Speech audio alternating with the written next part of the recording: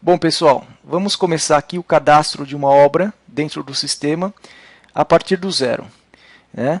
A primeira coisa a se notar é a empresa que a gente está. A gente está na empresa Matec Engenharia e abrimos o sistema na empresa DAO. Aqui embaixo, se eu clico, eu consigo trocar de coletor de custo ou aqui eu consigo trocar de empresa. No nosso caso, só tem uma empresa cadastrada.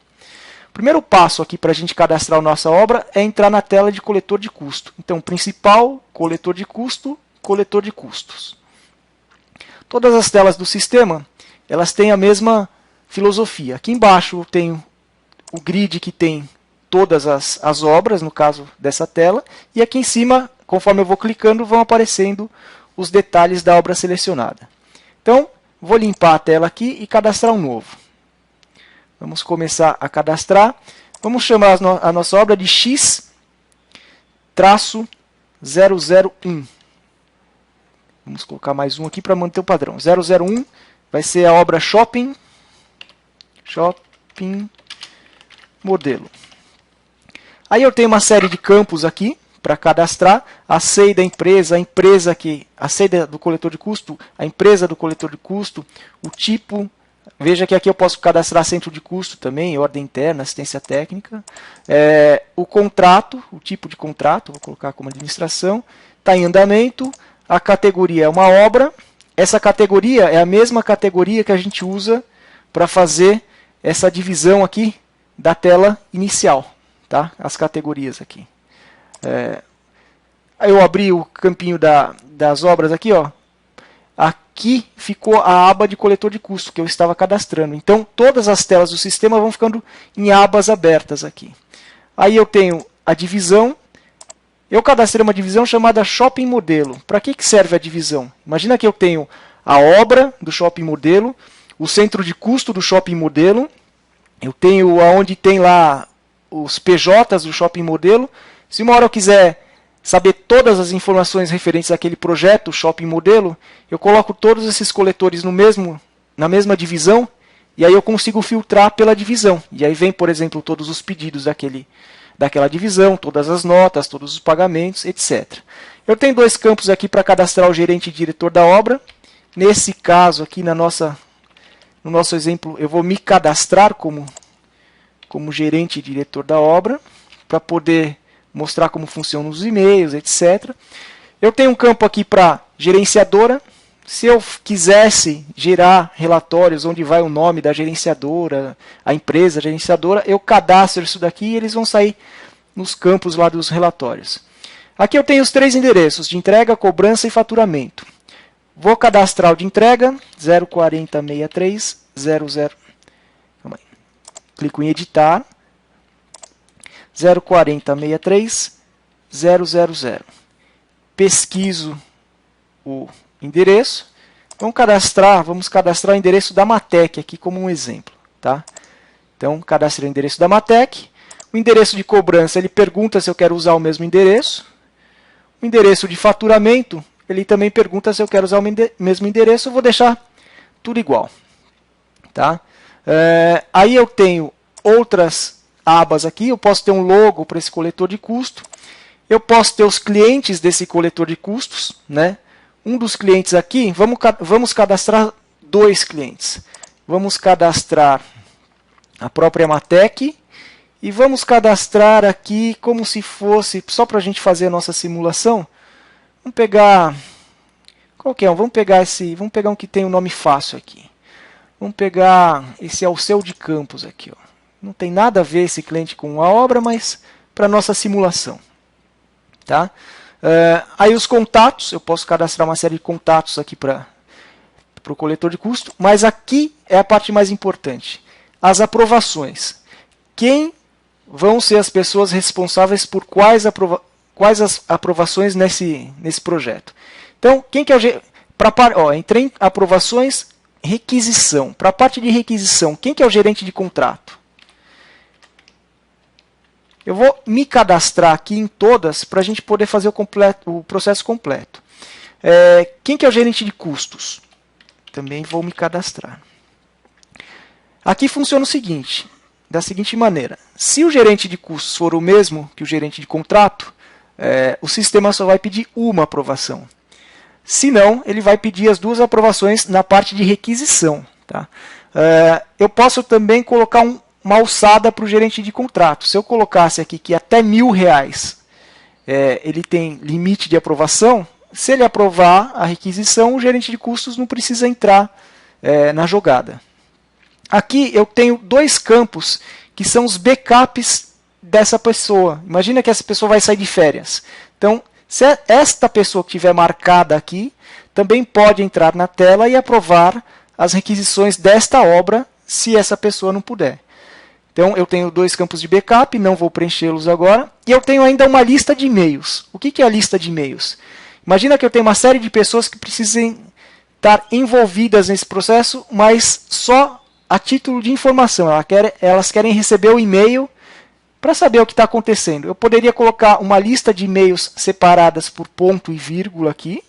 E aí, conforme as coisas vão acontecendo e essas pessoas vão sendo avisadas, essas daqui também. Mas elas não aprovam nada, elas só vêm. Aí eu tenho a parte de aprovações ainda de cotação. Né? Aprovação de cotação, eu tenho o diretor da obra. Eu vou cadastrar todo mundo aqui e depois eu explico como que funciona cada uma das aprovações. Mas basicamente eu tenho o workflow de aprovação do mapa pelo diretor de obras, se for o caso, pelo gerente do coletor de custo e o gerente de suprimentos. Tá? E, se for o caso, eu tenho a aprovação do cliente aqui também. Né? Mapas faturados contra o cliente, eu posso mandá-los para aprovação pela internet. E aí também tem os campos de backup e as listas de e-mails aqui para quem quer ser avisado. Aí, pedidos. Quem vai aprovar os pedidos? Eu tenho aprovação de diretor de suprimentos. Diretor de suprimentos, no nosso caso aqui, é o Fábio Vicari. Presidência, no nosso caso, é o Luiz Augusto. No nosso exemplo, eu vou colocar o meu nome aqui. Análise de custos. O que é análise de custos? Análise de custos, depois que foi feito um mapa de cotação e esse mapa vai virar um pedido, o custos pode colocar uma observação nesse mapa para que quando o Fábio ou quando o Luiz forem aprovar esse mapa no sistema, eles vão poder ver essa observação. Essa análise de custos, ela não para o sistema. Então, o responsável por custos recebe um e-mail que existe um pedido lá para ele analisar, ele põe a observação e pronto. Só que, se nesse momento o Fábio ou o Luiz entrarem na tela e já imediatamente aprovarem o pedido, ele vai ser aprovado, porque essa análise aqui não para o processo. Tá? Vou me colocar como análise de custos também. E aqui eu tenho a parte de reembolso. Não vou explicar muito o reembolso agora, depois eu explico, mas basicamente aqui são as pessoas que vão liberar o reembolso desse coletor de custo e quem que vai conferir o reembolso desse coletor de custos. Também teria aqui como colocar a aprovação do cliente no mapa de cotação. E aí eu tenho a parte financeira, que é quem que vai aprovar as faturas fora do prazo dessa obra. E se eu tivesse o processo de entrada financeira dividido em duas etapas, como é hoje na Matec, entrada de material e entrada fiscal, eu teria aqui quem que é o responsável por fazer as entradas das notas, a entrada financeira desta obra aqui. No nosso caso, foi mudado o processo, a gente vai fazer a entrada de nota fiscal em um passo só. Tá? Apenas um passo. Aí eu tenho uma parte aqui de cotação, né? Onde eu posso bloquear cotações, liberar automaticamente pedidos de cotação, liberar automaticamente cotações. No caso da Matec, é essa opção que a gente vai usar. E não vamos liberar automaticamente os pedidos de cotação. Aqui eu tenho como falar para o sistema se ele vai criar um índice de permanência em suprimentos. Conforme os mapas vão sendo elaborados, eu tenho como medir quanto tempo esses mapas ficaram parados em suprimentos. Se eu ativar isso, ele vai gravando essa informação. Se eu quero mostrar a assinatura do gerente no mapa e a assinatura do diretor no mapa, isso eu sempre configuro por obra. Tá? E, se eu quiser, eu posso pôr um comprador default. No caso da Matec, também não tem um comprador default. Cada mapa ele tem que ser delegado para uma pessoa, para um comprador. Aí eu tenho uma carta convite padrão. Quando eu estou fazendo um mapa de cotação e eu vou enviar a cotação para o fornecedor, o sistema pega automaticamente a carta que tiver preenchida aqui para enviar para o fornecedor. E uma carta, uma observação do pedido padrão, que é aquela observação contratual do pedido. Eu vou copiar essas informações de uma outra obra. Então, o que eu posso fazer aqui no sistema? Eu posso vir aqui, ó, CCO novamente. CCO novamente, eu vou abrir uma outra telinha de coletor de custos. Então, está aqui a outra telinha. Vou pegar uma obra que já exista, cliquei aqui na Paulista, venho observações pedido do padrão, vou dar um duplo clique. Esse campo aqui da observação do pedido é um campo que eu posso formatar, colocar uma série de coisas a mais do que a gente coloca hoje em dia. Eu vou simplesmente copiar a observação aqui e vou vir na minha obra nova aqui, observações pedido, padrão do pedido, e vou colar a observação aqui.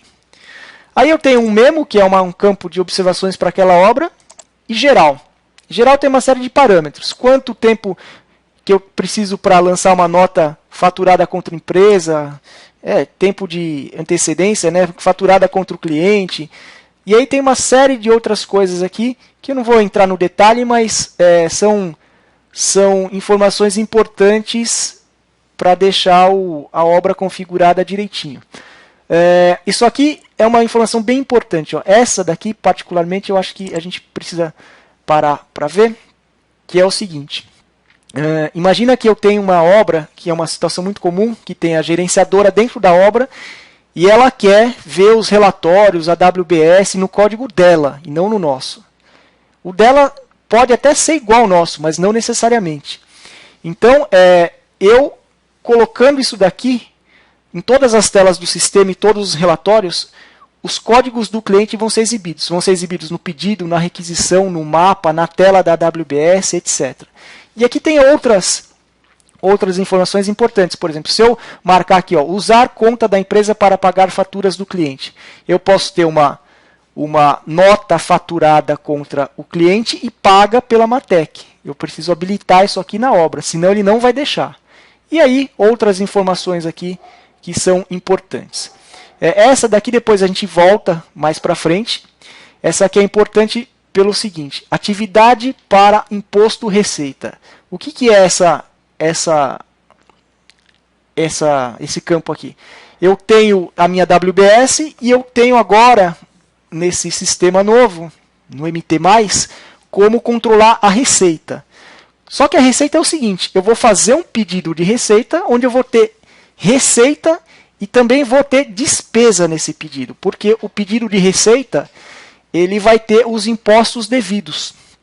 Como eu vou pendurar esse pedido em um item da minha WBS, eu não gostaria de que as minhas contas a pagar, aí, os meus impostos devidos, aparecessem ali, naquele item da WBS. Para mim é mais interessante que eu coloque este item de impostos, né, devidos separado na minha WBS, porque eu posso colocar a minha meta, né, quanto eu tenho para gastar de impostos devidos, e eu posso ir acompanhando esses impostos conforme eles vão acontecendo. Então, mais para frente, depois que eu importar a minha WBS, eu volto aqui nesse campo e falo, ó, este item da minha WBS é onde eu coloco os meus impostos devidos.